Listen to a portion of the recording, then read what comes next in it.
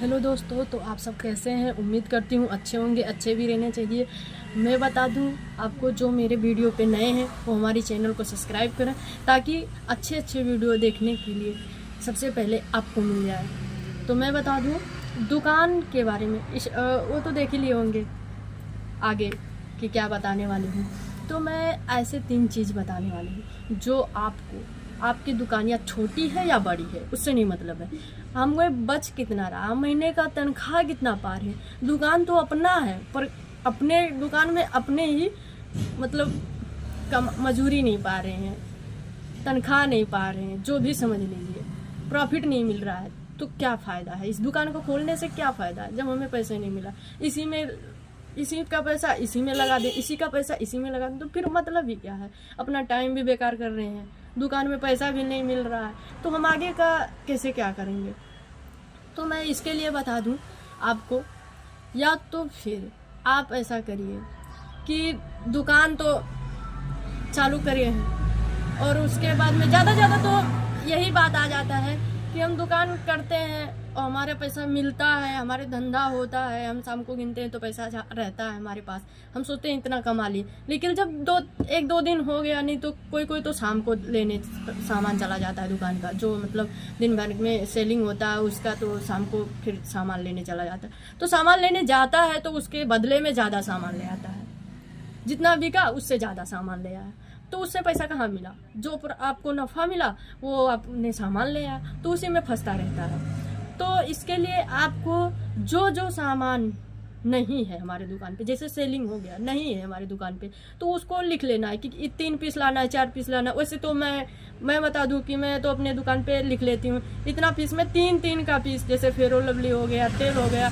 कोई भी ब्रांडी चीज़ हो गया, नहीं तो कुछ भी हो गया, तो 1 दर्जन 3 पीस, 1 दर्जन 3 पीस करके, 1 दर्जन 3 पीस, 1 दर्जन 3 पीस करके ही लाते हैं। क्योंकि इससे ये रहता है कि हमारा पैसा भी बच जाता है और हम सामान भी कमी नहीं करते हैं, कभी भी कस्टमर न लौट के जाते हैं। तो इसीलिए हम कह रहे हैं कि अगर आपको पैसा नहीं बच रहा है, आपका छोटा ही दुकान है, तो छोटा ही सामान लगा होगा ना, ज़्यादा तो लगा नहीं होगा। तो इसीलिए हम कहते हैं कि अगर आप सामान भी लाइए और पैसा भी बचाइए, तो इससे क्या हो सकता है। ये जादू है, ये जादू सोचना पड़ता है अपना, कैसे क्या करें, कैसे करें, कैसे पैसा बचाएं। तो मैं बता दूं, मैं अपने दुकान में एक काम करती हूँ, यही कि मैं डेली सामान नहीं लाती हूँ। डेली का 100 रुपया मैं डेली का जमा करती हूँ, और वो 100 रुपया मैं एक जगह जमा करती हूँ, जिससे वो मुझे ज़्यादा पैसा तो देता नहीं है, 7% या 5% दे रहा, 5-5.5% दे रहा, साल भर में 5.5% दे रहा। हमारा जिस पैसा हो रहा जमा करने के बाद, उसके बाद में 5.5% दे रहा। तो महीने का मतलब ये साल में हमारा 55-55 हज़ार रुपया निकल जाता है। ये 100 रुपया और प्लस 100 रुपया और हम अलग जमा करते हैं, 200 रुपया हो गया। 200 रुपया हो गया, एक मतलब 1,10,000 रुपया साल में हम दुकान से, यही छोटी दुकान से निकाल रहे हैं। और बाकी का पैसा हो गया, तो जैसे हम ऐसा किए हैं, ऐसा आप भी कीजिएगा। जैसे आपके दुकान में, हम मान लिए कि हमारे दुकान में 1,000 रुपये का एक दिन सेल हुआ, तो हमने 200 रुपया तो निकाल ही दिया, 800 रुपया बचा। अब हम 800 का 2 दिन 3 दिन मिला के सामान ले आए, 2 दिन 3 दिन का पैसा रख के, यानी 3,000 रुपये का सामान ले आए। फिर 2 दिन का जो एक्स्ट्रा बचा, उसका पैसा हम रख दिए कि हमारा बचत हुआ। फिर 2 दिन का सामान नहीं लाए, फिर 2-3 दिन कमाए, फिर 3 दिन का पैसा ले आए सामान।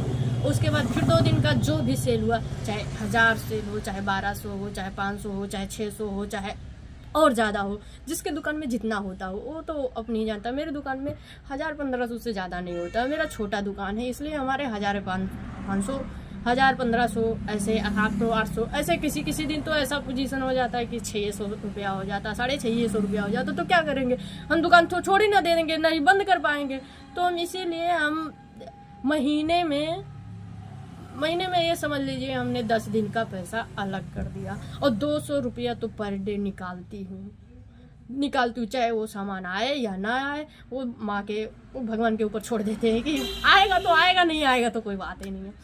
ठीक है, तो ऐसा हो ही नहीं सकता है कि ऊपर वाला ने देगा नहीं है, और हमारे सामान है तो कस्टमर आएंगे नहीं, लेंगे नहीं, तो देते हैं, लेते हैं, आता रहता है, और ऐसे हमारे दुकान में बचता रहता है। इसीलिए हम सोचते हैं कि हिंदी में, इसीलिए हमने भोजपुरी हिंदी में एकदम परफेक्ट तरीके से हमने बता दिया कि कैसे एकदम गाँवटी, जैसे गांव में जो खोले हैं भाई, तो बड़े बड़े दुकान वाले तो एक दिन में 1,50,000 कमाते हैं, उनकी बात नहीं करते। जो हमारे जैसे छोटे छोटे दुकान वाले हैं, हमारी बहनें छोटे छोटे दुकान खोली हैं, हमारे भाई किसी ने छोटा छोटा पैसा लग के, जैसे ज़्यादा पैसा घर से नहीं मिला है, 30-40 हज़ार में खोल दिए, और हमारे दुकान पे ऐसे ऐसे कस्टमर आते रहते हैं कि 100-50 रुपये का ज़्यादा सामान लेंगे नहीं। तो इनको लिए हम बता रहे हैं कि ऐसे पैसा इकट्ठा करिए ताकि आपका साल में आपका सपना भी पूरा हो जाए और साल का पैसा भी बच जाए। या नहीं कि दुकान खोल लिए भाई, इनके दुकान तो 4 साल हो गया खुले हुए, अभी 1 रुपया नहीं बचा, ऐसा नहीं होना चाहिए। हमारा पैसा बच रहा है, बस हमारे अकॉर्डिंग बचा है, जैसे हमारी कर्तव्य है वैसे हमारा बच रहा है, जैसे हमारा पूंजी है वैसे हमारा बच रहा है, इससे ज़्यादा तो बचेगा नहीं। तो इसीलिए हम बताते हैं, अगर आपको दुकान खोलने के बारे में जानना है मात्र 30-40 हज़ार में, तो भी वीडियो हमने डाल के रखा है, कैसे खोलेंगे कैसे नहीं खोलेंगे, तो वो जाके देख लीजिए, चैनल को सब्सक्राइब करिए और उसमें जाके देख लीजिए कि कैसा है। और वीडियो अच्छा लगा हो तो प्यारा सा कमेंट करिएगा।